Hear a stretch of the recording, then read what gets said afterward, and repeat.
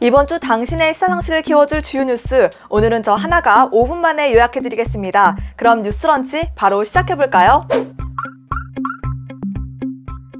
혹시 택배 시킨 거 있으세요? 한번 확인해봐야 될 것 같은데요. 왜냐? 전국 택배노동조합이 오늘부터 무기한 총파업에 들어가기 때문입니다. 택배노조는 왜 이러한 선택을 하게 된 걸까요? 사실 택배업계의 이러한 갈등은 오랜 시간 동안 계속 골마온 문제입니다. 근본적인 원인은 대부분의 택배노동자들이 특수고용직이란 형태로 일하기 때문인데요. 택배사의 직원으로 고용돼 일하는 게 아니라 개인 사업자 신분으로 위탁계약을 맺고 일하는 거죠. 그렇기 때문에 어디까지가 택배사의 책임인지, 어디까지가 택배 노동자가 감당해야 할 부분인지 그 경계가 상당히 불분명합니다. 이런 상황에서 생기는 여러 가지 문제 중 이번에 주요 쟁점이 된 것은 택배 분류 작업입니다. 분류 작업은 트럭에 실려와 물류센터에서 쏟아지는 물건들을 각 기사의 담당 구역에 맞게 분류하고 전달하는 일인데요. 택배 노동자들은 배송 건당 수수료만 받는데 분류 작업까지 하는 것은 대가 없는 공짜 노동이라는 겁니다. 택배 노조는 이 택배 분류 작업을 계속해서 발생하는 택배 노동자 과로사의 주된 원인으로 지목했습니다. 갈등을 거듭하다 지난 21일 택배노조, 택배사, 정부가 모여 분류 작업은 택배사의 몫이고 그 비용과 책임을 택배기사에 전가하지 않는다는 것을 골자로 하는 사회적 합의를 하는데 성공했습니다. 이렇게 극적으로 갈등이 봉합되나 싶었는데 택배사들이 합의를 깼다며 택배노조는 총파업을 선언했습니다. 사측이 작년에 약속한 6,000명의 분류 인력을 투입만 하고 입을 싹 씻으려 했다는 거죠. 그 정도 인력으론 택도 없는데 말이에요. 그러면서 이렇게 맘대로 파기할 수 있는 합의 대신에 노조를 인정하고 노사 협정서를 체결할 것을 요구하고 있습니다. 반면 택배사들은 합의를 파기한 게 아니라 지금 당장 할 수 있는 것만 하는 중이라는 입장입니다. 워낙 각 입장이 첨예하게 대립하는 사안이라 쉽사리 해결될 것 같진 않네요. 설 연휴를 앞둔 지금 택배 대란이 아른거리는 상황입니다.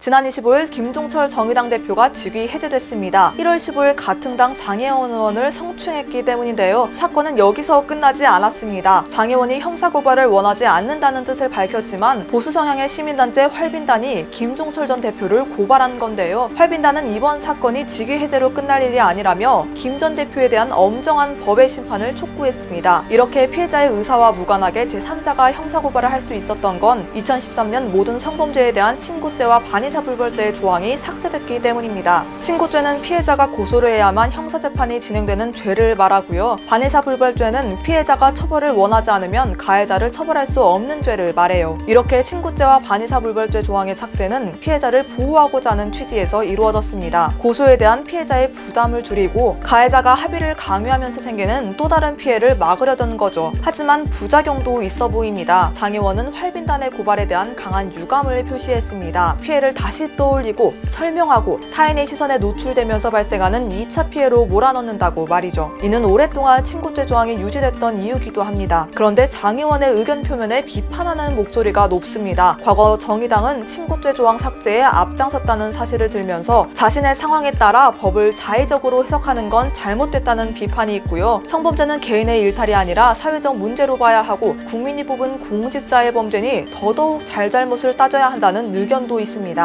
한편 장혜원에 대한 격앙된 반응과 인신공격도 많이 보이는데요. 피해자이니만큼 법적 문제를 넘어선 원색적인 비난은 피해야 하지 않을까요? 지금 카카오에선 아주 야심찬 계획이 있습니다. 바로 올해 3월 출범하는 카카오 엔터테인먼트인데요. 갑자기 짠! 하고 만들어지는 회사냐? 아닙니다. 카카오가 가지고 있는 두 가지 보물들이 합쳐지는 건데요. 첫 번째는 카카오 페이지입니다. 카카오 페이지는 주로 웹툰과 웹소설을 중심으로 약 8,500개에 달하는 원천 스토리 IP를 보유한 IP 기업입니다. IP는 지식재산, 더 나아가 지식재산에 대한 권리를 말하죠. 이태원 클라스나 경이로운 소문처럼 드라마나 영화로 만들어지는 등 원소스 멀티유즈의 원천으로서 카카오 페이지가 보유한 IP의 가능성은 무궁무진합니다. 두 번째는 카카오엠인데요. 카카오엠은 종합 콘텐츠 기업으로 음원 유통, 연예 매니지먼트, 영상 콘텐츠 제작 등 다양한 사업을 합니다. 카카오엠이 거느리고 있는 자회사 목록 어마어마한데요. 7개의 배우 매니지먼트, 4개의 음악 레이블, 드라마, 영화 제작사들, 콘텐츠 플랫폼인 원더케이와 카카오TV, 암튼 이 카카오 페이지와 카카오엠을 합쳐서 만든다는 게 카카오 엔터테인먼트라는 거죠. 연매출이 1조 원에 달하는 공룡이 탄생하는 겁니다. 이 정도로 대규모의 자회사 합병은 카카오에서 처음이라고 하는데요. 이렇게 합치는 이유가 뭐냐? 카카오가 어떤 기업입니까? 라이벌 네이버는 라인 같은 걸로 쭉쭉 세계로 뻗어나가는데 카카오는 우리나라에서만 왕, 거의 내수 기업이라는 오명도 있었죠. 이번에 엔터테인먼트 쪽으로 한번 글로벌 시장을 노려보겠다는 겁니다. 상상의 나라를 한번 펼쳐보면 카카오 페이지에 있던 웹툰 원작으로 카카오엠 사나 영화사가 만든 영화에 카카오엠 소속 배우가 주연으로 나오는 일이 흔하게 일어날 거라는 거죠. 다양한 콘텐츠가 쏟아져 나오겠군요. 아주 기대가 됩니다. 다음 주 금요일 다시 돌아오는 뉴스런치가 궁금하시다면 구독과 좋아요, 알림 설정까지 부탁드릴게요. 그럼 우린 다음 주에 만나요. 안녕!